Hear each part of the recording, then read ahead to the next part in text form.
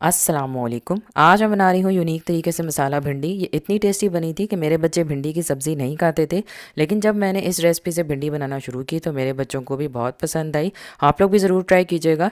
मैंने आधा किलो भिंडी को अच्छी तरह धोकर इसे कपड़े पर फैला दिया था और पंखे के नीचे अच्छी तरह सुखा लिया था, और जब भिंडी सूख गई थी तो फिर मैंने इसे काटा था। तो आप लोग भी इसी तरह पहले भिंडी को सुखा लीजिएगा और फिर उसे काटिएगा ताकि वो लेस ना छोड़ दे। आधा किलो भिंडी मैंने यूज़ की है यहाँ पे, और इसमें मैंने आधा चाय का चम्मच नमक ऐड कर दिया है। आप लोग अपने टेस्ट के मुताबिक नमक डाल लीजिएगा। आधा चाय का चम्मच पिसी हुई लाल मिर्च, एक चौथाई चाय का चम्मच हल्दी, आधा चाय का चम्मच चाट मसाला और 3 खाने का चम्मच बेसन ऐड कर रही हूँ।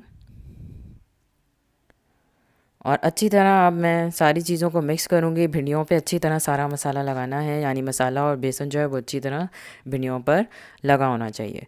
मसाला जो है वो भिंडियों पर अच्छी तरह लग गया है।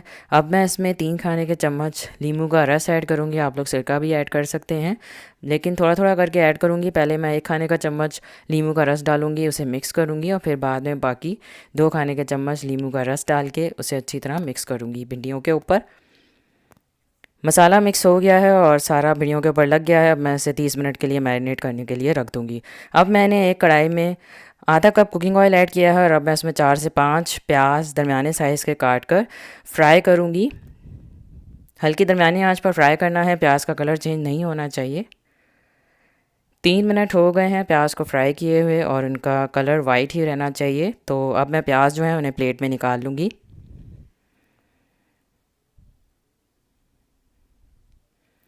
मैंने प्याज प्लेट में निकाल लिए हैं, और अब मैं उसी कुकिंग ऑयल में जो मैंने भिंडियाँ मैरिनेट की थी उन्हें मैं फ्राई कर लूँगी हल्की दरमियानी आंच पर, और गोल्डन होने तक भिंडियों को फ्राई करूँगी।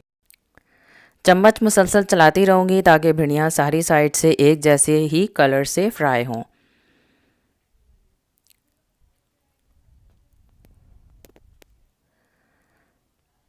भिंडियाँ फ्राई हो गई हैं, और अब मैं भिंडियों को भी प्लेट में निकाल लूँगी।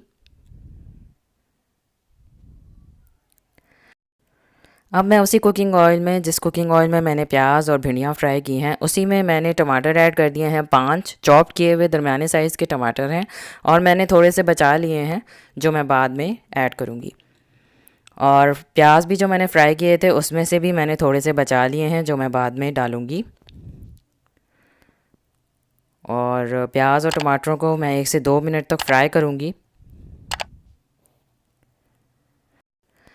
अब मैं इसमें आधा चाय का चम्मच नमक ऐड कर रही हूँ। आप लोग अपने टेस्ट के मुताबिक नमक ऐड कर लीजिएगा। 1 चाय का चम्मच पिसा हुआ सूखा धनिया, 1 चाय का चम्मच साबित ज़ीरा, और 1 चौथाई चाय का चम्मच हल्दी ऐड कर रही हूँ, क्योंकि हल्दी मैंने पहले भी ऐड की थी। और आधा चाय का चम्मच पिसी हुई लाल मिर्च। अगर आप लोगों को ज़्यादा स्पाइसी पसंद है तो आप लोग ज़्यादा मिर्च भी ऐड कर सकते हैं। तो अब मैं सारी चीज़ों को अच्छी तरह मिक्स कर रही हूँ।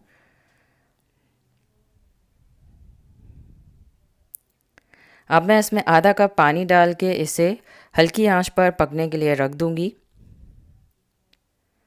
5 मिनट तक हल्की आंच पर पकाऊंगी ताकि प्याज और टमाटर जो हैं वो सॉफ़्ट हो जाएं। 5 मिनट हो गए हैं और प्याज और टमाटर जो हैं वो सॉफ़्ट हो गए हैं, और मसाला भी बन गया है। टमाटर तो बिल्कुल गल चुके हैं तकरीबन। और अब मैं इसमें 1 खाने का चम्मच चॉप किया हुआ अदरक ऐड कर रही हूँ। और जो टमाटर मैंने बचाए थे वो भी मैंने इसमें डाल दिए हैं, और प्याज भी जो मैंने बचाए थे वो भी इसमें मैं ऐड कर दूँगी।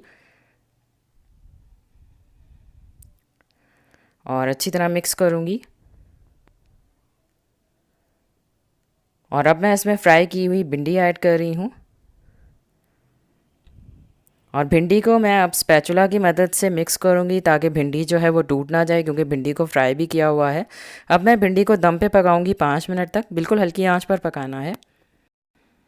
5 मिनट हो गए हैं, भिंडी तैयार हो गई है, और मैं इसे अदरक, धनिया और हरी मिर्चों से गार्निश करूँगी और रोटी के साथ सर्व कीजिएगा। मुझे उम्मीद है कि आपको मेरी रेसिपी पसंद आई होगी। अगर आपको मेरी रेसिपी अच्छी लगी है तो इसे लाइक करें, शेयर करें फ्रेंड्स एंड फैमिली के साथ, तो सोशल मीडिया पर, और मेरे चैनल को जरूर सब्सक्राइब करें, बेल आइकन भी ज़रूर प्रेस कीजिएगा। अल्लाह हाफिज़।